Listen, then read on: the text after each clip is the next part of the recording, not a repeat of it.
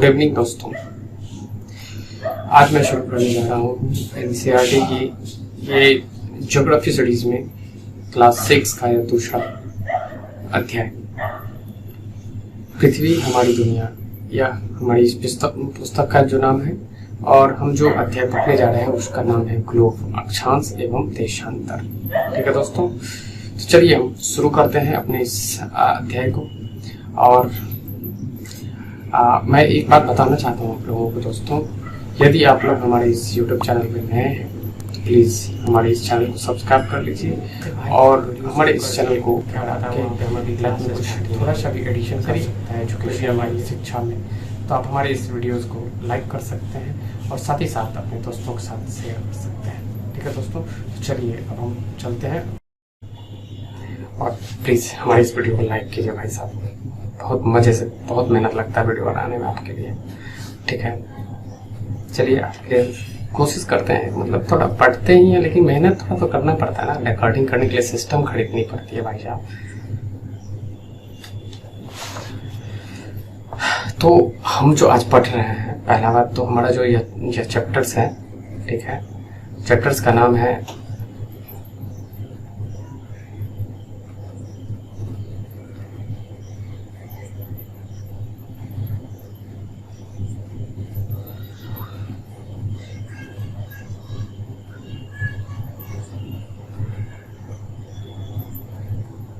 पहले हम अपना जो है ना पेन वो सेलेक्ट कर लेते हैं, कौन सा पेन अच्छा रहेगा। मेरे ख्याल से रेड ही रखते हैं, रेड थोड़ा समझाने में अच्छा होता है, उसका थोड़ा थिकनेस अच्छा रखते हैं, ये थिकनेस रखते हैं। ठीक है, चलिए अब स्टार्ट करते हैं। पहले हम हाईलाइट करते हैं। आज हम पढ़ रहे हैं ग्लोब, अक्षांश एवं देशांतर। हमारा यह पहला चैप्टर है। आगे हम बढ़ेंगे इस चैप्टर को पढ़ने से पहले, तो पिछले अध्याय में आप पढ़ चुके, जैसा कि आप पढ़े हुए हैं इससे पहले, कि पृथ्वी जो हमारी होती है वो गोलाकार नहीं होती है। अक्सर लोग बोला करते थे ऐसा, लेकिन ऐसा गोलाकार नहीं होती है। वो होता क्या है एक्चुअल में कि उत्तरी ध्रुव पे जो होता है ना, ये नॉर्थ पोल जो है, ये इसका नॉर्थ पोल हो गया और ये हो गया इसका साउथ। तो साउथ पोल, नॉर्थ और साउथ पोल है। नॉर्थ पोल पे क्या है, क्योंकि हल्का सा चपटी हुई है इधर से और इधर से चपटी हुई है। ठीक है, और यहाँ जो है ना क्या है कि फ्लैट एंड है, यहाँ पे उभड़ी हुई है इधर। ठीक है, यहाँ उभड़ी हुई, ये ऐसा है हमारा जो मतलब जो ग्लोब। तो ग्लोब एक्चुअल में क्या है, हमारे पृथ्वी का एक वास्तविक प्रतिरूप है। ग्लोब पृथ्वी का वास्तविक प्रतिरूप है। ठीक है, तो यहाँ तक तो हम समझ गए। बात आगे बढ़ते हैं। अब हमको, चूंकि अब ये चैप्टर जो पढ़ रहे हैं हम, अक्षांश एवं देशांतर, इसकी आवश्यकता क्यों हुई, सवाल तो ये है। एक्चुअल में क्या हुआ, जब हम लोग बैठे हुए थे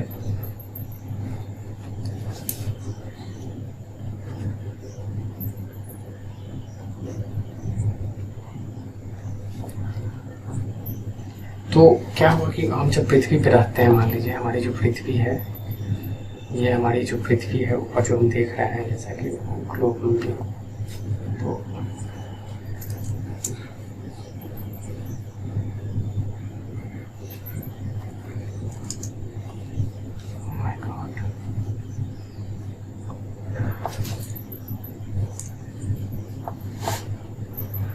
थोड़ा सा जूम कम करना पड़ेगा भाई साहब।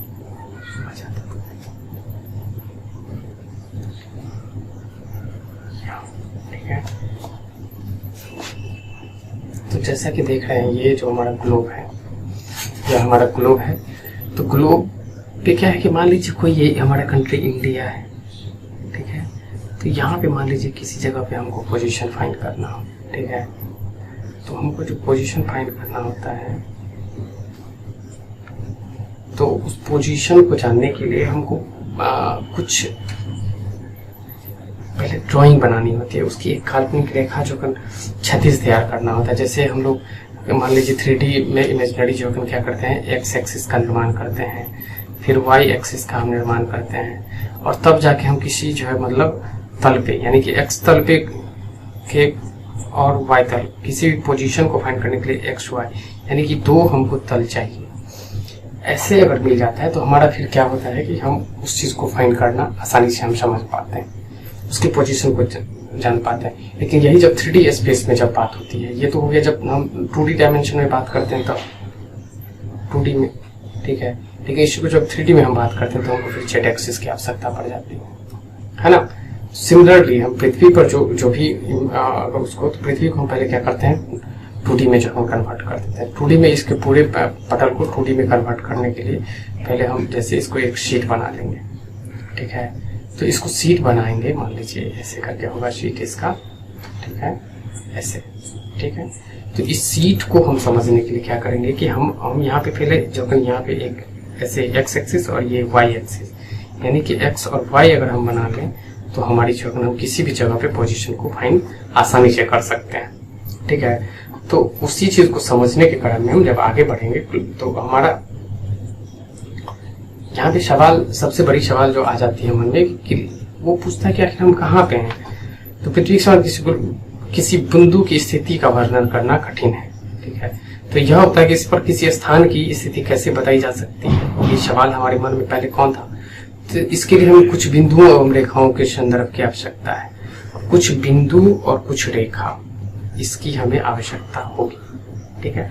चलिए, तो सबसे पहले जो पृथ्वी है हमारा, मान लीजिए ये हमारी पृथ्वी माता हो गई है। तो हम अगर इसको देखें तो ऐसे करके हम ड्रॉ कर सकते हैं, लेकिन एक्चुअल में क्या है, हमारी पृथ्वी टिल्ट है। टिल्ट है तो जो हमारा जो ये ध्रुव है, नॉर्थ ध्रुव इस तरीके से है। तो वह रेखा जिसके जो मतलब चारों ओर पृथ्वी घूमती है, ठीक है, उसे हम अक्ष कहते हैं, क्योंकि पृथ्वी अपने अक्ष पे घूमती है। तो यह एक काल्पनिक रेखा है, इसे हम अक्ष कहते हैं, ठीक है। अंग्रेजी में एक्सिस, अक्ष बोलते हैं हम इसे। तो ये अक्ष पे घूमती है। चूंकि हम पृथ्वी का जब इमेज ड्रॉ कर रहे हैं तो हम ये रेखा, लेकिन चूंकि है क्या पृथ्वी, अब पृथ्वी हमारे द्वारा जो ये काल्पनिक रेखा है चूंकि अपने अक्ष पे घूमती है तो यहाँ से 23.5 डिग्री का कोण बनाती है, ठीक है। यानी कि पृथ्वी 23.5 डिग्री टिल्टेड है, समझ रहे हैं ना। तो अब इस चीज को हम समझ गए, अक्ष समझ गए। ग्लोब पर वे दो बिंदु जिनसे होकर वो सुई गुजरती है, यानी कि अक्ष गुजरती है, दो बिंदु, तो एक बिंदु यहाँ और एक बिंदु यहाँ। तो पहला बिंदु जो है जिसपे अक्ष गुजरती है उसको हम नॉर्थ पोल कहते हैं, और दूसरा जो नीचे वाला जो बिंदु है उसे हम साउथ पोल कहते हैं, नॉर्थ पोल, ठीक है। और इसे हम बोलेंगे साउथ पोल, मतलब इसे हम दक्षिणी ध्रुव,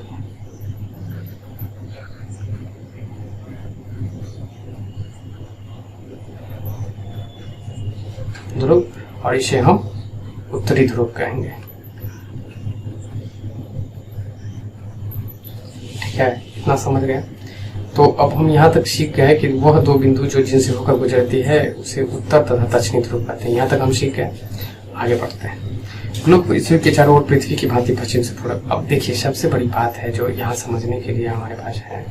अब हम पहले इस चीज को हम मिटा लेते हैं, सॉरी, हम इसको मिटाते हैं, ठीक है। हमारी पृथ्वी ही मिट गई, भाई साहब ये गलत बात हो गया। हमारी पृथ्वी जो मिट जाएगी तो फिर हम कैसे रहेंगे। तो हमको पहले पृथ्वी को ड्रॉ करना होगा। ये रही पृथ्वी, जैसे कि जानते हैं कि हम ये वेस्ट टू ईस्ट, चूंकि ऊपर नॉर्थ हो गया तो इधर वेस्ट हो गया और इधर ईस्ट, वेस्ट टू ईस्ट, पश्चिम से पूरब की ओर घूमती है। पृथ्वी कैसे घूम रही है, पॉइंट इसको नोट कर लिया जाए। पृथ्वी हमारे पश्चिम से पूरब की ओर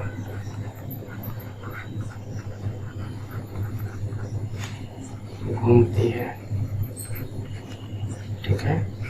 ये चीज हम अभी तक सीख रहे हैं। चलिए आगे बढ़ते हैं। देखिए इतना चीज के बाद एक और काल्पनिक रेखा जो हम ड्रॉ किया गया समझने के लिए, क्योंकि अब हम एक्स एक्सिस को, पहले तो हम जब यहाँ पे एक ध्रुव को डिफाइन कर लिए, यहाँ पे दक्षिणी ध्रुव को डिफाइन कर लिए। अब एक जो रेखा सर्कल जो है मतलब ड्रॉ किया गया, जो पृथ्वी जो गोल है तो उसको बराबर भागों में, ऊपर के भागों में और नीचे के भागों में बराबर भागों में बांटने के लिए एक वृत्त, एक सर्कल एक बनाया गया। उसी सर्कल को हम विषुवत वृत्त कहते हैं। ये जो सर्कल है हमारा, इसको हम सर्कल विश्ववृत्त कहते हैं। ये हमारे पृथ्वी को दो बराबर भागों में बांटती है। ऊपर के भाग ये हो गया और एक नीचे के भाग। तो ऊपर के भाग चूंकि यहाँ पे उत्तर ध्रुव है ऊपर की ओर, तो इसीलिए इसको हम नॉर्दर्न हेमिस्फीयर, नॉर्दर्न। देखिए पहले आधे भाग में, चूंकि पृथ्वी को आधे भाग में बोलते हैं, तो किसी भी, चूंकि पृथ्वी एक स्पेरिकल है, मतलब गोलार्ध है, पृथ्वी गोलार्ध है, गोलार्ध, तो इसी को अंग्रेजी में हम बोलते हैं स्फीयर, ठीक है। और जब इसे आधे भागों में बांटेंगे तो क्या हो जाएगा, ये आधा किसी भी चीज को करते हैं तो हेमी, हेमी का मतलब होता है आधा, स्फीयर, ठीक है। तो अब चूंकि उत्तरी और जो आधा भाग में जो पृथ्वी को बांट रही है, तो उत्तरी गोलार्ध हो गया। गोलार्ध मतलब उत्तरी, देखिए पहला बात है गोला, गोला का आधा हो गया तो गोलार्ध हो गया। सॉरी यहाँ पे जो मैंने लिखा था वो गलत था, गोला, गोला का जो आधा हो गया उसे हम गोलार्ध कहते हैं, ठीक है। तो अब उत्तरी गोलार्ध, यहाँ पे हम इसको बोलेंगे उत्तरी गोलार्ध,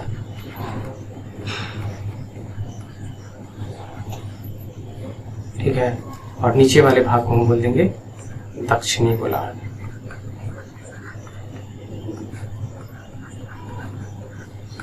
ठीक है। यानी कि नॉर्दर्न हेमिस्फीयर और साउदर्न हेमिस्फीयर। तो अब यहाँ तक हम सीखे कि हमारी विश्ववृत्त क्या करती है, हमारे पृथ्वी को दो बराबर भागों में बांटती है, ठीक है। तो ये दोनों आधे भाग होते हैं। तो विश्ववृत्त पृथ्वी पर एक काल्पनिक वृत्त बनाती है, ये भी हम समझ रहे हैं। यह पृथ्वी पर विभिन्न स्थानों की स्थिति बताने का सबसे महत्वपूर्ण संदर्भ बिंदु है।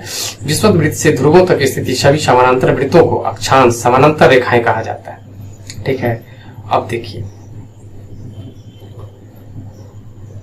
अब क्या किया कि अब एक्सिस तो ड्रॉ किए, लेकिन एक्सिस के पैरेलल जो है, यानी कि समानांतर में बहुत सारे एक्सिस ड्रॉ करना शुरू कर दिया वैज्ञानिकों ने, और इसको हम समानांतर वृत्त कहते हैं, इसी को हम अक्षांश कहते हैं, ठीक है।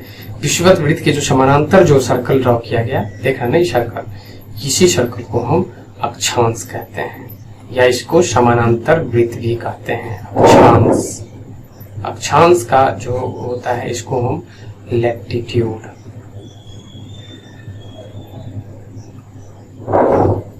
ठीक है, इसे हम लैटिट्यूड कहते हैं, समझ रहे हैं ना।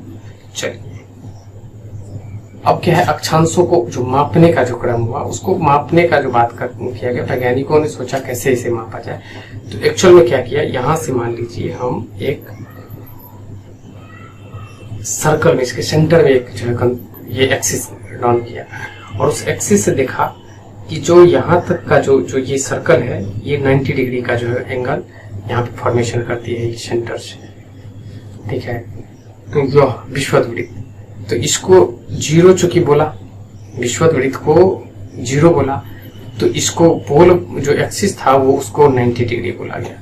रिमेनिंग जो एंगल जिस तरीके से फॉर्म करता गया, ठीक है, तो उसको उस तरीके से, जैसे इसको 20 डिग्री उत्तरी अक्षांश इसको बोले, इसको 40 डिग्री उत्तरी अक्षांश, 60 डिग्री उत्तरी अक्षांश, 80 डिग्री उत्तरी अक्षांश, और ध्रुव को बोला गया इसी को 90 डिग्री उत्तरी अक्षांश, ठीक है। इसी प्रकार नीचे 20 डिग्री दक्षिणी अक्षांश, अक्षांश, ये अक्षांश ही अभी चल रहा है। तो विश्ववृत्त शून्य अंश अक्षांश को दर्शाती है। विश्ववृत्त क्या दिखाती है, शून्य। यहाँ पे हम जो विश्ववृत्त को क्या बोले, शून्य अंश, 0 डिग्री। क्योंकि विश्ववृत्त से दोनों तरफ ध्रुवों के बीच की दूरी पृथ्वी के चारों वृत्त के,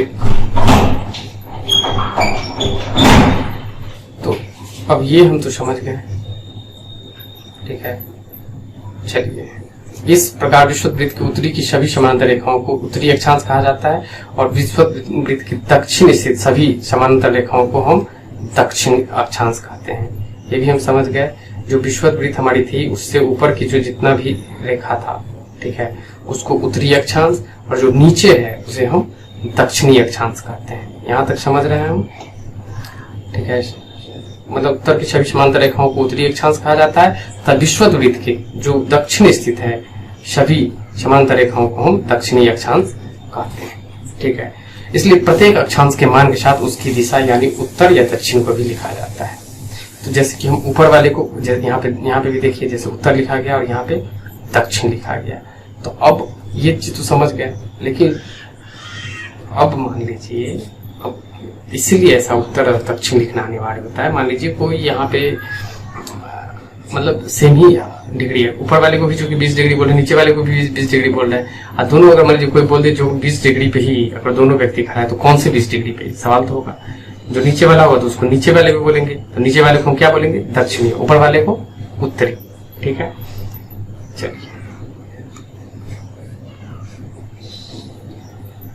अब हम यहाँ पे आते हैं कि महत्वपूर्ण अक्षांश हमें जो है जानकारी लेनी है। महत्वपूर्ण अक्षांश, जो इम्पोर्टेंट अक्षांश क्या है, इस चीज के बारे में हमें जानकारी चाहिए।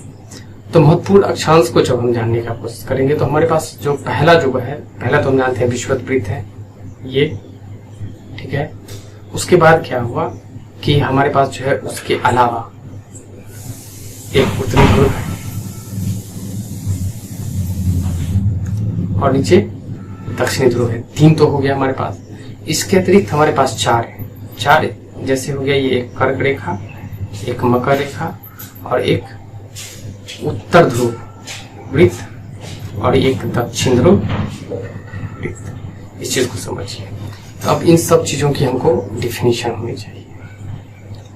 तो सबसे पहले अब देखिए, चूंकि विषुवत वृत्त हम किसे कहते हैं, विषुवत वृत्त वह काल्पनिक रेखा है जो पृथ्वी को 2 बराबर भागों में बांटती है, उत्तरी गोलार्ध में और दक्षिणी गोलार्ध के रूप में बांटती है। जो पृथ्वी को 2 बराबर भाग उत्तरी गोलार्ध और दक्षिणी गोलार्ध के रूप में बांटती है उसे हम क्या कहते हैं, विषुवत वृत्त। इस डेफिनेशन को इस तरीके से याद करना है, ठीक है। आगे हम बढ़ेंगे। और पृथ्वी कर्क रेखा वह उत्तर ध्रुव, वो 90 डिग्री अक्षांश को हम उत्तर ध्रुव कहते हैं। 90 डिग्री उत्तरी अक्षांश को हम उत्तर ध्रुव कहते हैं और 90 डिग्री दक्षिणी अक्षांश को हम दक्षिण ध्रुव कहते हैं, ठीक है। अब क्या हुआ कि यहाँ जानने के बाद अब कर्क रेखा के बारे में जब आएंगे, कर्क रेखा जो 23.5 डिग्री उत्तरी अक्षांश को हम कर्क रेखा कहते हैं और 23.5 डिग्री दक्षिणी अक्षांश को हम मकर रेखा कहते हैं। और उसी प्रकार से 66.5 डिग्री उत्तरी अक्षांश को हम उत्तर ध्रुव वृत्त कहते हैं और 66.5 डिग्री दक्षिणी जो वृत्त है, दक्षिणी वृत्त है, अक्षांश वृत्त है, जो अक्षांश वृत्त है उसे हम क्या कहते हैं, दक्षिण ध्रुव वृत्त कहते हैं उसे। चलिए यहाँ तक हम समझ गए। अब देखिए ऐसा क्यों किया, मतलब वैज्ञानिकों ने सोचने वाली बात है, लेकिन सीधे हमें ऐसा नहीं, हर एक चीज के पीछे एक कारण है, प्रॉपर कारण है। ऐसा इसलिए हुआ क्योंकि जब हमारे जो सन है, सन का जो लाइट होता है वो इन कर्क रेखा और मकर रेखा इसके बीच में जो होता है वो सीधे सीधे हमारे सर पे साल में कम से कम एक बार सीधे सीधे सनलाइट यहाँ पे पड़ता है। जबकि इधर जो है कर्क रेखा से उधर यहाँ पे क्षैतिज में पड़ता है और यहाँ पे भी क्षैतिज में, यानी कि यहाँ पे जो तापमान होता है वो मॉडरेट होता है, ठीक है। अब इसीलिए इसको टेम्परेट जोन, अब हम इसको टेम्परेट जोन में जब बांटेंगे तो उत्तरी गोलार्ध के कर्क इतना को हम समझ गए, दक्षिणी गोलार्ध में मकर रेखा 23.5 डिग्री दक्षिणी है, विषुवत वृत्त के 66.5 डिग्री उत्तर से उत्तर ध्रुव वृत्त और विषुवत रेखा के 66 डिग्री दक्षिण में दक्षिण ध्रुव वृत्त। यहाँ तक हम समझ गए। चलिए आगे हम बढ़ते हैं। अब पृथ्वी के ताप कटिबंध के बारे में जानेंगे। ताप कटिबंध कर्क रेखा और मकर रेखा के बीच सभी अक्षांशों पर सूर्य में वर्ष में एक बार दोपहर में सिर के ठीक ऊपर होता है, दोपहर में। तो वर्ष में एक बार दोपहर के ठीक ऊपर होता है। चूंकि ठीक ऊपर होता है तो कभी भी देखिए, मान लीजिए डायरेक्ट जो पड़ेगा इस लाइट की, यहाँ पे देखिए टॉर्च के माध्यम से दिखाया गया है कि यहाँ पे जो होगा इंटेंसिटी वो ज्यादा होगी, ठीक है। इंटेंसिटी ज्यादा होगी तो यहाँ पे क्या होगा, इस आधार पे यहाँ पे जो गर्मी ज्यादा होगी, इस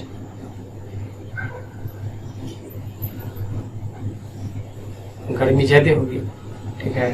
तो इसका मतलब है कि जो अगर कर्क रेखा व मकर रेखा का बात हो रहा है, यानी कि ये कर्क रेखा और मकर रेखा के बीच में जो भी होगा तो वहां पे क्या होगा कि गर्मी ज्यादा होगी, ठीक है। उष्मा, तो इसलिए इस क्षेत्र में सबसे अधिक उष्मा प्राप्त होती है तथा इसे उष्ण कटिबंधीय कहते हैं, यानी कि इसे हम टेम्परेट जोन।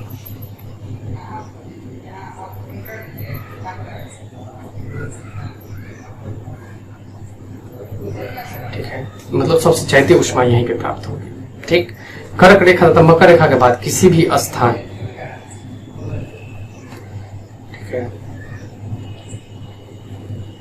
अक्षांश पर दोपहर का सूर्य कभी भी सिर के ऊपर नहीं होगा।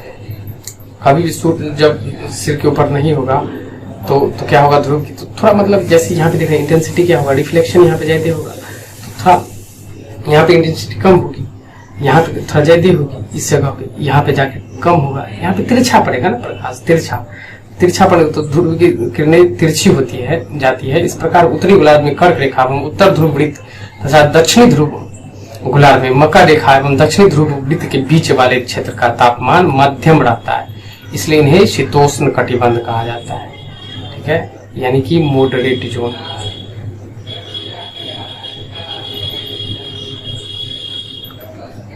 ठीक है, यहाँ पे यानी कि टेम्परेचर मध्यम रहेगा। अब क्या हो गया, उत्तरी गोलार्ध में उत्तर ध्रुव वृत्त एवं उत्तरी ध्रुव तथा दक्षिणी गोलार्ध में दक्षिण ध्रुव वृत्त एवं दक्षिणी ध्रुव के बीच के क्षेत्र में ठंड बहुत अधिक होती है, क्योंकि यहाँ सूर्य क्षितिज से ज्यादा ऊपर नहीं आ पाता है। अब देखिए यहाँ हम इस नक्शा के माध्यम से समझ लेते हैं। इस चीज को हम पहले हटा देते हैं,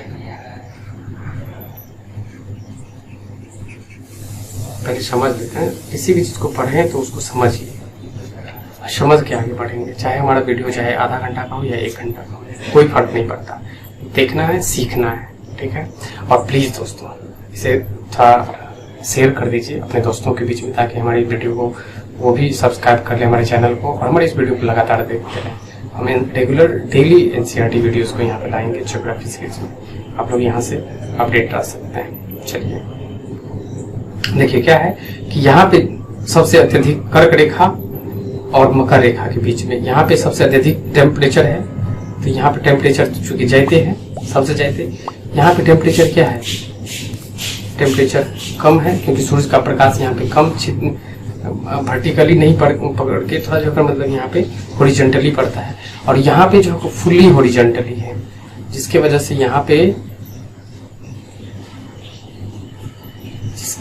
यहाँ पे हमेशा ठंडा होता है। समझ रहे हैं ना, इस चीज को समझ लेते हैं। यहाँ पे मॉडरेट टेम्परेट जोन और यहाँ पे फुल्ली टेम्परेट जोन हो गया। तो कर्क रेखा और मकर रेखा के बीच में सबसे ज्यादा गर्मी पड़ती है। हमारा देश जो भारत है वो यहाँ पे आता है, हमारे देश से कर्क रेखा होकर के गुजरती है। ठीक है, तो हम दोनों टेम्परेट जोन में आते हैं, मॉडरेट टेम्परेट जोन में भी आते हैं और टेम्परेट जोन में भी आते हैं। यानी कि दक्षिण भारत का जो क्षेत्र होता है वो लगभग जो है टेम्परेट जोन में आता है, इसीलिए वहाँ के लोग खाले होते हैं, क्योंकि वहाँ पे ज्यादा धूप पड़ते हैं। समझ रहे हैं ना बात को, अब हर एक चीज के कारण है बॉस। चलिए, तो हम शीत कटिबंध तक समझ गए। अब हम यहाँ पे आते हैं देशांतर के बारे में समझते हैं। देशांतर क्या है? अब क्या आपको लग रहा है कि हमने एक्स एक्सिस तो जानकारी ले ली, अब मान लीजिए कोई लड़का खड़ा है यहाँ पे किसी बिंदु पे, यहाँ पे तो हम उसके एक्स एक्सिस के बारे में तो जान गए, लेकिन अब जब उसके एग्जैक्ट पोजीशन 2D में अगर फाइंड करना हो तो हमारे पास वाई एक्सिस का भी होना जरूरी है। तो वाई एक्सिस को जानकारी के लिए हम अब यहाँ पे क्या करते हैं, देशांतर के बारे में जानते हैं, जिसे हम लॉन्गिट्यूड कहते हैं। ठीक है,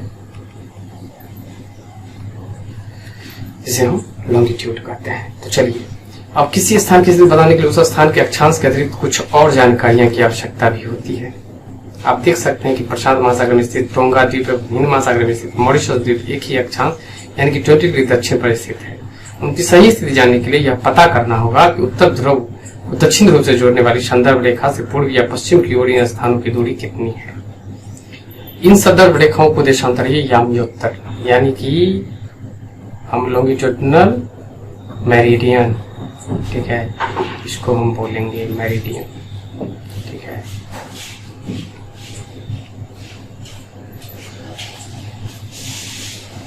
अब प्राइम मेरिडियन इसको एक तरीके से हम बोल देंगे।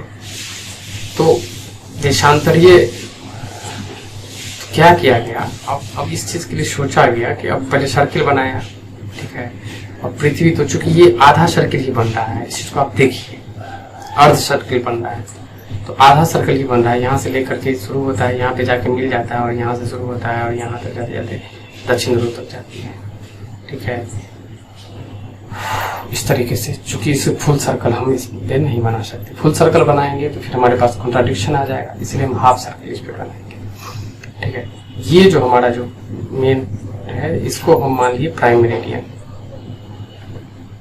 Prime meridian. प्राइम मेरिडियन इसीलिए बोला गया क्योंकि लंदन में एक वेधशाला है, ग्रीनिच वेधशाला है, वहां पे वैज्ञानिकों ने देशांतर अंशों में मापा जाता है, ठीक है, प्रत्येक अंश को मिनट तथा मिनट को सेकंड में। ये चीज हम आगे जानेंगे, ठीक ना। और ध्रुव, ठीक है।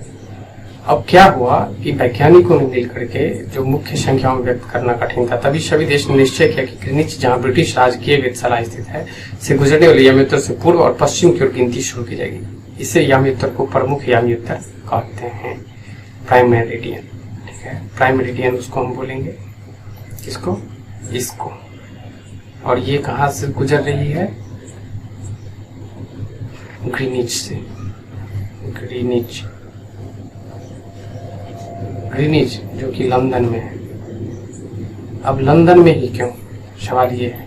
सारा देश, चूंकि इसलिए क्योंकि लंदन जो इंग्लैंड है वो बहुत दिनों से उपनिवेश में विश्वास रखता था और उसका जो साम्राज्य था पूरे विश्व में था, तो इसीलिए वहीं से शुरू हुआ क्योंकि उसका साम्राज्य हर एक जगह था उस टाइम, ठीक है। आगे बढ़ते हैं। आगे बढ़ने के क्रम में हम देखते हैं कि यहाँ प्रमुख यामी उत्तर तथा 180 डिग्री यामी उत्तर मिलकर पृथ्वी को दो समान भागों, पूर्वी गोलार्ध एवं पश्चिमी गोलार्ध में विभक्त करते हैं, ठीक है। प्रमुख यहाँ पे इनका मान 0 डिग्री दर्शन रहता है। यहाँ से हम 180 डिग्री पूर्व या 180 डिग्री पश्चिम तक गणना करते हैं। तो यहाँ से देखिए ऐसे ऐसे करके यहाँ तक आया था 90 डिग्री और यहाँ 180 डिग्री, ठीक है। तो 180 डिग्री पूर्वी, इधर हो गया क्या, ईस्ट, इधर वेस्ट। तो ये जो यामी उत्तर है ये दोनों मिलकर जो पूर्वी गोलार्ध एवं पश्चिमी गोलार्ध में जो विभक्त करता है। यहाँ से जो दो गोलार्ध में इसको डिवाइड किया गया, एक पूर्वी गोलार्ध और एक पश्चिमी गोलार्ध। भारत पूर्वी गोलार्ध है और इसीलिए हम लोग अक्सर बोलते हैं कि पश्चिम के देशों में, ठीक है। चलिए, इसलिए किसी स्थान के देशांतर के आगे पूर्व के लिए अक्षर पूर्व तथा पश्चिम के लिए अक्षर पश्चिम का उपयोग करते हैं। यह जानना रोचक होगा कि 180 डिग्री पूर्व और 180 डिग्री पश्चिम यामी उत्तर एक ही रेखा पर स्थित है। बिल्कुल, यहाँ पे जब इधर से जाते हैं 180 डिग्री तो, और फिर इधर से जब जाते हैं हम 180 डिग्री तो, ये दोनों जो रेखा है वो एक ही है, ठीक है। और आगे हम ये भी जानेंगे कि ये जानकर के आश्चर्य आपको होगा कि यह जो 180 डिग्री की जिसकी हम बात कर रहे हैं वो 180 डिग्री एक सर्कुलर नहीं है। इसको डिजाइन चूंकि लैंड के मुताबिक किया गया है, उसके शासन के मुताबिक किया गया है। जो अभी किसी कंट्री का अगर वो जगह है तो उस तरीके से उस जो 180 डिग्री में मेरिडियन है या लॉन्गिट्यूड जिसे हम बोलेंगे, ठीक है, तो उसको हम उस तरीके से उसके नक्शा, लैंड के नक्शा के मुताबिक उसको टेढ़ा मेढ़ा किया गया। आगे हम देखेंगे इस चीज को, ठीक है। अब ग्लोब पर अक्षांश और समांतर, अब हम दोनों चीज हमारे पास हो गई। अब हम किसी भी चीज की पोजीशन को फाइंड कर सकते हैं। आपको किसी स्थान के अक्षांश एवं देशांतर को सही जानकारी हो तो ग्लोब पर आप उस स्थान का पता आसानी से लगा सकते हैं। अब आप आसानी से किसी भी जगह स्थान का पता आसानी से लगा सकते हैं। अगर मान लीजिए आपके पास, अगर जैसे मान लीजिए किसी का पोजीशन है, बोल दिया 82 डिग्री नॉर्थ लैटिट्यूड है और 92 डिग्री साउथ लॉन्गिट्यूड है, इस तरीके से आप उस स्थान का पता आसानी से लगा सकते हैं, ठीक है। चलिए आगे बढ़ते हैं। इसको समझने के लिए एक कागज पर, अब ये सब चीज जो है मतलब हम जानते हैं एक्स एक्सिस वाई एक्सिस की बात कर रहे हैं।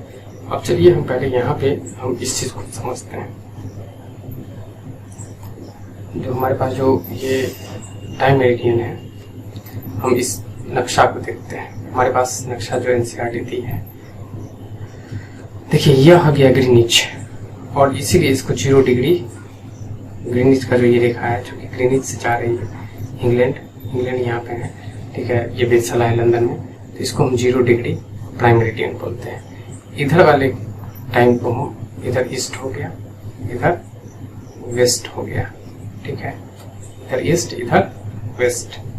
अब सवाल है कि अब देखिए यहाँ अब क्या है कि मान लीजिए अगर कहीं पे, पहले हम समय को समझेंगे, टाइम को समझने के लिए क्या होता है कि हम जानते हैं, जैसा कि हम जानते हैं, पहले हम समझ लेते हैं फिर आगे हम पढ़ेंगे एनसीईआरटी में। तो पहले समझिए, क्या होता है कि पृथ्वी जो होती है यहाँ, पृथ्वी ये वेस्ट टू ईस्ट रोटेट करती है, और जब ये वन रोटेशन यानी कि एक रोटेशन में ये क्या करती है, 24 घंटे का समय लेती है। एक्चुअल में 24 घंटे 24 घंटे का समय लेती है, ठीक है। तो इस तरीके से अगर देखा जाए, ठीक ना, वन रोटेशन ये एक्चुअल में 24 घंटे नहीं होता है। 24 घंटे हमारे जो साल में होता है, इस तरीके से हम जब देखते हैं कि हमारा जो पूरे साल में हम इस चीज को समझ रहे हैं कि एग्जैक्ट 24 घंटा नहीं, कुछ कम लेता है रोटेशन, लेकिन हम 24 घंटे मानते हैं, यानी कि एक दिन में हमारे 24 घंटा, वन रोटेशन 24 आवर्स। तो एक रोटेशन में कितना डिग्री का एंगल बनाता है, 360 डिग्री का, ठीक। और 360 डिग्री का कोण बनाने में यह 24 घंटे का समय लेती है, ठीक है।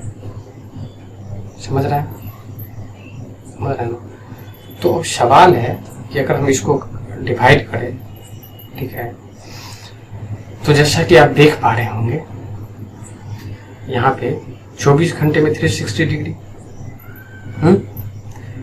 तो अब इसे डिवाइड कीजिए, तो 1 डिग्री में कितना, 24 बाई 360, यहाँ पे 2, यहाँ पे 30, यानी कि 15, यानी कि 1/15 आवर, दैट्स कॉल्ड 4 मिनट। यानी कि 1 डिग्री रोटेशन अर्थ अगर रोटेट करती है तो कितना डिग्री का कोण बनना टाइम लेता है, 4 मिनट का। अब चलिए, अब हम टाइम फाइंड करना शुरू करते हैं। अगर मान लीजिए सूरज का जो प्रकाश है सीधे सीधे यहाँ पे पड़ रहा है, ठीक है, तो जब सूरज का प्रकाश सीधा सीधा पड़ता है तो उस टाइम को हम क्या बोलते हैं, 12 बजे का दोपहर हुआ। तो यहाँ पे 12 बज रहा होगा, तो 12 बज रहा होगा क्योंकि पृथ्वी ऐसे रोटेट कर रही है वेस्ट टू ईस्ट, अर्थात पृथ्वी ऐसे घूमेगी, मतलब यानी कि कहीं यहाँ पे मॉर्निंग हो चुका था और अब जो है यहाँ पे मतलब इवनिंग होने वाला है, हो गया है इवनिंग, पहले मॉर्निंग हो गया, अब यहाँ पे दोपहर यहाँ की गुजर गई, यहाँ पे आ गई है, फिर ऐसे जाएगी तो अब यहाँ दोपहर यहाँ कहीं आएगी, इसका मतलब यहाँ पे मॉर्निंग होगी। समझ रहे हैं ना बात, हम बात को समझाने का आपको प्रयास कर रहे हैं, आप समझिए, शांति से समझिए। अरे बाबू, इस चीज को समझने के लिए थोड़ा पेशेंस रखना पड़ेगा, आप लोगों को पेशेंस रखिए, ठीक है।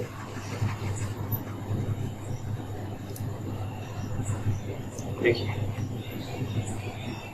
यहाँ पे अगर सूरज है, यहाँ पे आप देखिए, यहाँ पे अगर सूरज है, यहाँ पे यदि सीधे सीधे रोशनी पड़ रही है तो यहाँ पे इसका मतलब है 12 जो बज गया, 12 कितना PM, ठीक है। पृथ्वी चूंकि ऐसे रोटेट करती है पश्चिम से पूरब की ओर, इसका मतलब है कि इधर से मतलब इधर पहले 12 बज चुका होगा, अब 12 कहीं इधर बजने वाला होगा, इसका मतलब है कि इधर क्या होगा, मॉर्निंग,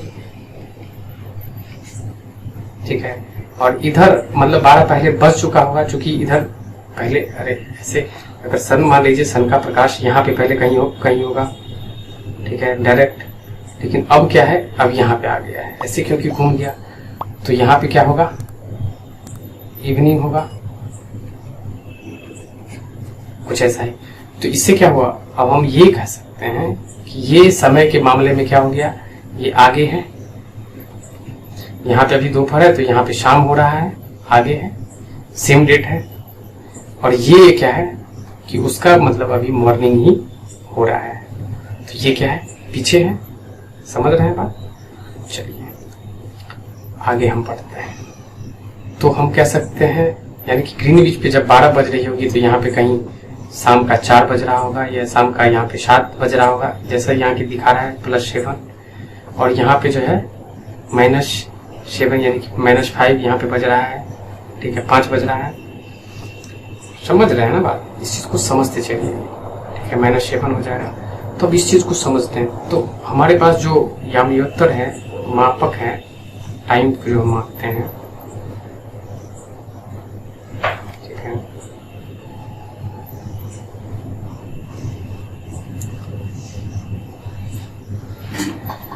तो अब हम टाइम को समझ रहे हैं। चूंकि हम यहाँ पे ऊपर देख चुके हैं कि हमारा जो 1 डिग्री रोटेशन में मेरा कितना समय जाता है, 4 मिनट का समय जाता है। 1 डिग्री मतलब हम याम्योत्तर अगर लैटिट्यूड लॉन्गिट्यूड अगर मूव करते हैं तो हमारा 4 मिनट का कुल समय जाता है। तो अब देशांतर और समय के बारे में समझते हैं। समय इसी तरीके से मापेंगे। हम जानते हैं कि पहले जब हमारे पास ये घड़ी और ये टाइम नहीं थी तो हम क्या करते थे कि सबसे अच्छा संदर्भ पृथ्वी और चंद्रमा एवं ग्रहों की गति के अनुसार ही हम अपने समय को मापते थे। सूर्योदय एवं सूर्यास्त प्रतिदिन होता है, ये तो हम जानते हैं।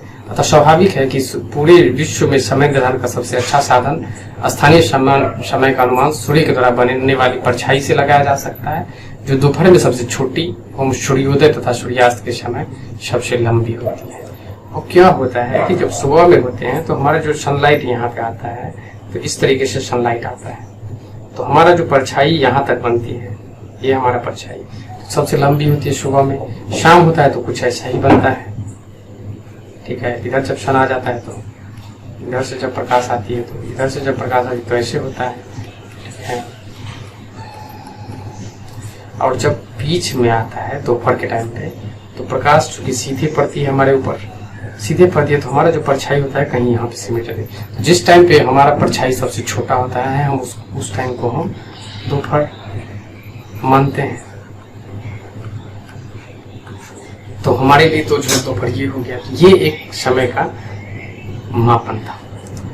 लेकिन वैज्ञानिकों चूंकि स्टडी कर रहे थे तो उसको कैलेंडर की आवश्यकता थी, इसलिए वो टाइम को एक फिक्स करना चाहते थे। तो यहाँ सूर्य जिस समय आकाश के सबसे ऊंचे बिंदु पर होगा, सूर्य उस समय याम्योत्तर पर सभी स्थानों पर दोपहर होगी। पृथ्वी पश्चिम से पूरब की ओर चक्कर लगाती है, ये तो हम बार बार पढ़ चुके हैं, ठीक है। अतः वे स्थान जो ग्रीनविच के पूरब में है उनका समय ग्रीनविच समय से आगे, ये भी हम जान चुके हैं यहाँ पे कि जब हम पूरब से इधर होंगे तो हमारा समय आगे होगा, और अगर हम पश्चिम की तरफ होंगे तो उसका समय पीछे होगा। समय के अंतर की दर की गणना निम्नलिखित विधि से की जा सकती है, ठीक है। ये अगर मान लीजिए प्राइम मेरिडियन है, ठीक है, 0 डिग्री याम्योत्तर, इधर का जो टाइम होगा वो क्या होगा, प्लस में होगा, पॉजिटिव। अगर मान लीजिए यहाँ पे 12 बजा होगा तो यहाँ पे कहीं 5 PM बज रहा होगा, ठीक है, और यहाँ पे कहीं 5 AM बज रहा होगा। समझ रहे हैं ना, ऐसे होता है। तो यहाँ पे पीछे है और यहाँ पे आगे है। तो हम टाइम का जो पता कर लिए, यहाँ पे 4 मिनट में 1 डिग्री घूमती है, ठीक। और अब है किसी स्थान पर जब सूर्य के प्रकाश में अपने उच्चतम बिंदु पर होता है तो दोपहर में उस समय घड़ी में 3 की 12 बजते हैं। अब सवाल है कि मान लीजिए हमारे जो मैप्स होते हैं, इंडिया का ही मैप होते हैं, तो हम अक्सर नक्शा देखते हैं तो हर एक जगह का, इसका मतलब हर एक लाइन का, यानी कि यहाँ का अपना टाइम है, इसका अपना टाइम है, इसका अपना टाइम है, तो हर एक आप अपना लोकल टाइम बताइए। इसको हम लोकल टाइम बोलते हैं। यानी कि अगर आप प्राइम मेरिडियन से अगर फाइंड करते हैं तो आप अपने लॉन्गिट्यूड को फाइंड कर लीजिए और लॉन्गिट्यूड के मुताबिक आप अपने टाइम को बताइए, ठीक है। ये आपके लिए सवाल रहा, और आप सभी अपना अपना जो है लॉन्गिट्यूडनल टाइम हम हमारे कमेंट बॉक्स में डालिएगा, ठीक है। आप अपना लॉन्गिट्यूडनल जो टाइम होता है आपका, यानी कि जिसे हम लोकल टाइम कहते हैं, प्लीज आप अपने कमेंट बॉक्स में डालिएगा। हम देखना चाहते हैं कि आप लोगों का लॉन्गिट्यूड क्या है। और आपको लॉन्गिट्यूड फाइंड करने के लिए आप गूगल मैप का सहारा ले सकते हैं। गूगल मैप खोलिए अपने एंड्रॉइड सेट में और फिर वहां से लॉन्गिट्यूड फाइंड करके और फिर उसको के अनुसार अपना लोकल टाइम आप मान लीजिए, हम उस आप बोलिए कब सापेक्ष होना चाहिए। ग्रीन बीच जब हम मान लीजिए कि 12 बज रही होगी, 12 PM जब जिस टाइम पे होगा लंदन में, उसके सापेक्ष में आप अपना खोलिएगा। ठीक है, चलिए आगे बढ़ते हैं। अब सवाल है कि हमारे पास जो टाइम है वो हमारा लोकल टाइम नहीं है, क्योंकि अगर मान लीजिए हमारा जो लैटिट्यूड, हमारा जो पोजीशन है, उस पोजीशन के मुताबिक सूरज का जो हमारी जो इमेजेस बन रही है वो हमारी पोजीशन के मुताबिक बनेगी।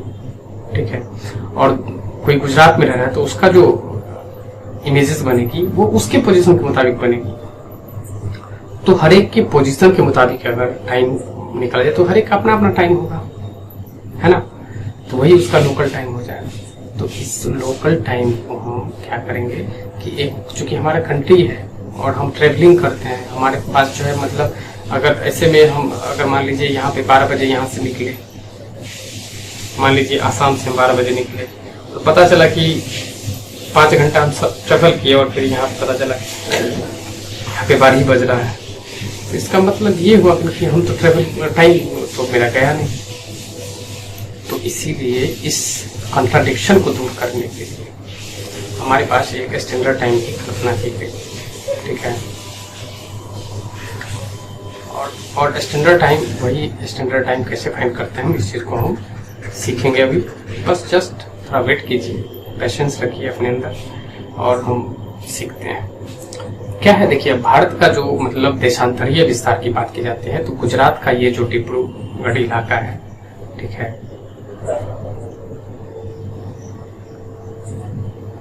सॉरी गुजरात का जो द्वारका है, द्वारका, ये गुजरात का जो द्वारका है और आसाम का जो डिब्रूगढ़ है उसका जो ये देख लीजिए कितना है 68 डिग्री भी।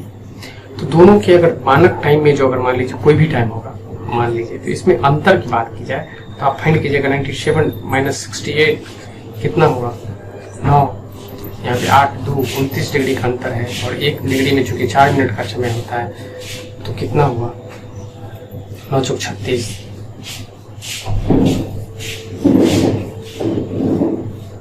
9 चौक 36,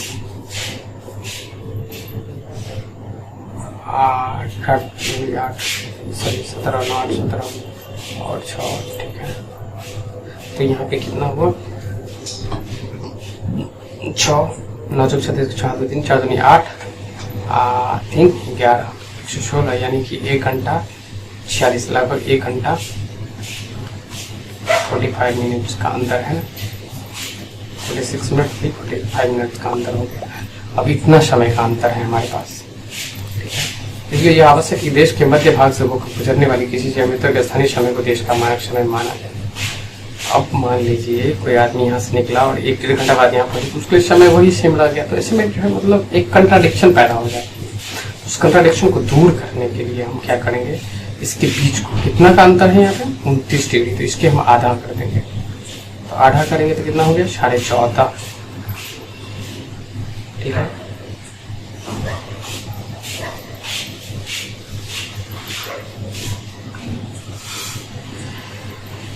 कितना है यहाँ पे 29, तो 29 का जब ये हम आधा करेंगे बाय डिवाइड तो कितना हो गया 14.5 मिनट अगर 68 में हम जोड़ दें, ठीक है, तो हमारा जो निकलता है वो 82.5 निकलता है। और इसी को हम प्राइम, हमारा जो भी IST यानी कि इंडियन स्टैंडर्ड टाइम हो गया। अब अगर मान लीजिए कहीं लंदन में अगर मान लीजिए 12 बज रही है, ठीक है, 12 बज रही होगी तो हमारे पास कितना होगा, तो अब इसको हम फाइंड करेंगे। तो हमारे पास अगर देखें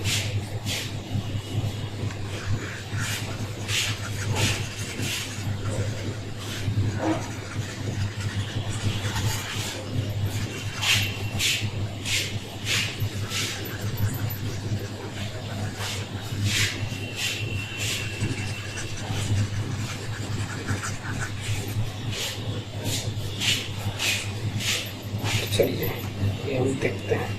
लंदन में अगर 12 बज रही है तो हमारे पास 82.5 है, तो इसको अगर करेंगे तो यहाँ पे ये 2 मिनट हो गया और इसको 4 से करेंगे तो 4 दूनी 8 8 32 यानी कि 328 प्लस 2 बराबर 330,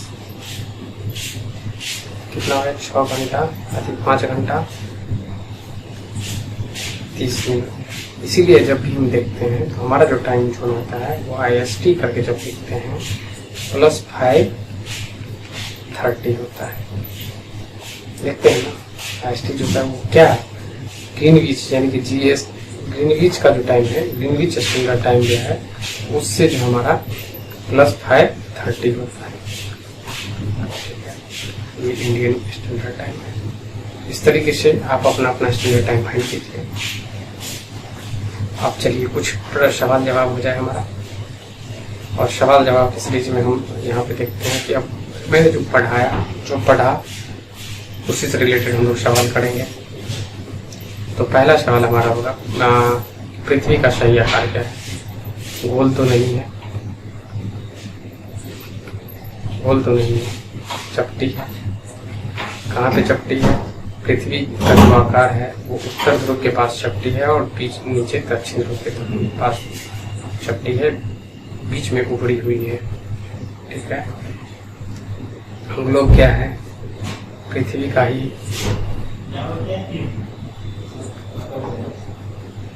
प्रतिरूप है। कर्क रेखा का अक्षांशीय मान क्या होता है? 23.5 डिग्री। नॉर्थ उत्तर लिखना कभी मत भूलिए, कर्क। अगर यहाँ पे साउथ लिख देते 23.5 डिग्री तो फिर ये मकर रेखा हो जाता है। पृथ्वी के 3 ताप कटिबंध कौन कौन से हैं? कौन कौन से हैं बताइए? उष्ण, शीतोष्ण,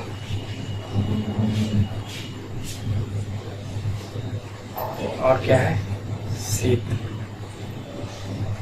यही 3 है दोस्तों। ऊष्मा की सबसे अधिक मात्रा उष्ण कटिबंध क्यों प्राप्त करता है? क्योंकि यहाँ पे सूरज डायरेक्ट यानी कि सीधे रूप में प्राप्त होता है किसी न किसी जगह पर, यही वजह है। यानी कि जो हमारा जो कर्क रेखा होता है और मकर रेखा होता है, इसके बीच में जो सूरज का जो प्रभाव होता है वो डायरेक्ट होता है। तो डायरेक्टली जो है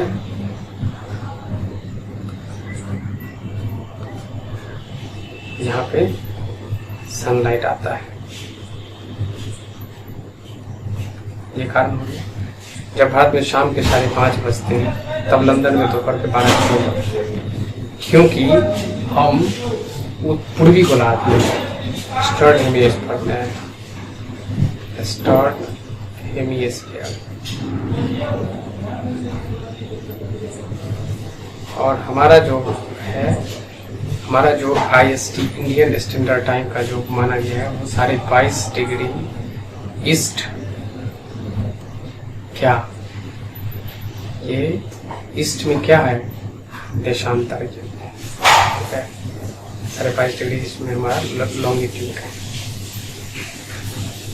समझ रहे हैं? ईस्ट लिखने के बाद ही हम लॉन्गिट्यूड में चले जाते हैं, लॉन्गिट्यूड को ईस्ट और वेस्ट से इंडिकेट किया जाता है। चलिए यहाँ पे बोला था कि प्रमुख यामी उत्तर का मान क्या है? 0 degree. Prime meridian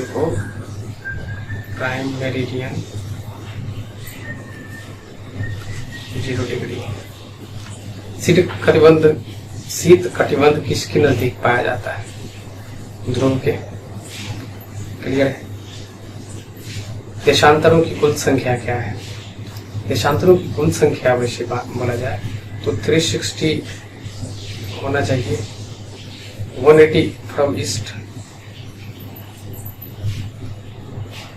180 from waste,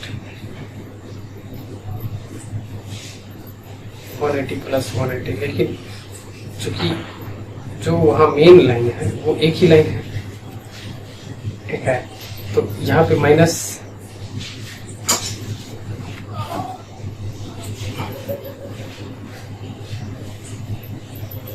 plus 180 plus 180 हो जाएगा 360। तो 360 ही इसका सही जवाब होना चाहिए, क्योंकि ऑप्शन में हमारे पास है नहीं। लेकिन अगर वैसे जोड़ा जाए तो 180 इधर 180 इधर, -1 करते इधर +1 हो जाता, क्योंकि यहाँ पे इस चीज़ को हम एक बार काउंट करते और इधर करते 360 ही हमारा सही जवाब होगा। दक्षिणी ध्रुव वृत्त स्थित है। दक्षिणी ध्रुव वृत्त देखिए ध्रुववृत्त जिसको हम बोलते हैं वो दक्षिणी, पहला बात तो जब हमारे जो ध्रुववृत्त की जब ये बात होती है तो हो गया किसका, ये अक्षांश की बात हो रही है और अक्षांश का बात हो रही है, यानी कि दक्षिणी मतलब दक्षिणी शॉर्ट में बोल रहे हैं, जिसका जो है मतलब क्या है, दक्षिणी गोलार्ध में होगा पहला 66.5 डिग्री इसका जो है वैल्यू है, और शॉर्ट इसको बोलते हैं, इस अक्षांश को ही दक्षिणी ध्रुववृत्त कहते हैं। ग्रीड किसका जाल है, अक्षांश और देशांतरीय यामयुक्तों का, ग्रीड इसी को बोलते हैं, यानी कि ये हो गया अक्षांश और ये हो गया देशांतर। ठीक है, चलिए खाली स्थान को भरें, सभी सवालों के जवाब देते हुए हम लोग चलेंगे, क्वेश्चन आंसर को कंप्लीट करके ही पढ़ेंगे। खाली स्थान भरें। मकर रेखा, मकर रेखा क्या है, कितना पर स्थित है, तो 23.5 डिग्री साउथ पर। भारत का मानक यामयुत्तर क्या है, ग्रीनविच का जो टाइम है +5:30, यानी कि 83.5 डिग्री ईस्ट वेस्ट में है, ईस्टर्न में। 0 डिग्री यामयुत्तर को क्या बोला जाता है, प्राइम मेरिडियन भी बोला जाता है, प्रमुख यामयुत्तर भी कहते हैं। देशांतरों के बीच की दूरी की तरफ घटती जाती है, देशांतरों के बीच की दूरी की तरफ जाती है तो घटती जाती है, कौन सी तरफ,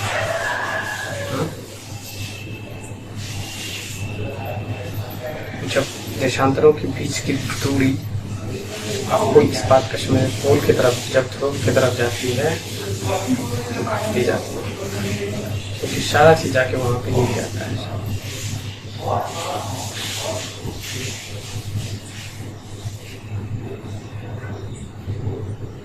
समझ रहे ना, ये हो गया आपको देशांतरीय ध्रुव, पोल की तरफ जब पोल के पास जाती है तो उसके ध्रुव के बीच की दूरी घटती जाती है।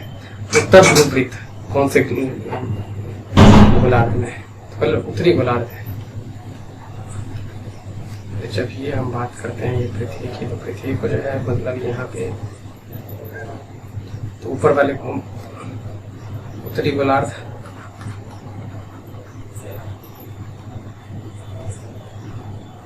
और नीचे वाले को हम दक्षिणी गोलार्ध कहते हैं। तो इसी में हमारा जो उत्तर ध्रुव ये हो गया, ये हो गया, ये 66.5 डिग्री जो वाला जो है नॉर्थ, यहाँ पे 66.5 डिग्री साउथ, यही है हमारा उत्तरी ध्रुववृत्त। ठीक है, चलिए अब इतना तक हम पढ़ लिए हैं, आगे कुछ करना है तो कीजिए, नहीं करना है तो मत कीजिए। ठीक है, अब हम कक्षा को विराम देते हैं। तो दोस्तों हमारा यह क्लास कैसा लगा आपको हमारे कमेंट्स में बताइएगा जरूर, और हमारा अगर यह क्लास आपको अच्छा लगा तो प्लीज़ हमारे हमारा जो लक्ष्य है कि इस वीडियोस को कम से कम आप लोग 1000 लाइक जरूर कराइएगा। 1000 लाइक मुझे चाहिए अभी फिलहाल, ये अक्टूबर तक में मुझे 1000 लाइक इस वीडियो में चाहिए दोस्तों। प्लीज़ अगर आप इस वीडियो को देख रहे हैं तो कम से कम लाइक जरूर कीजिएगा। ठीक है दोस्तों, और वीडियोस को लास्ट तक देखने का प्रयास कीजिए और हमारे चैनल को सब्सक्राइब कीजिए अगर आप नए हैं तो। चलिए मिलते हैं अगले वीडियोस में, तब तक के लिए नमस्कार, धन्यवाद।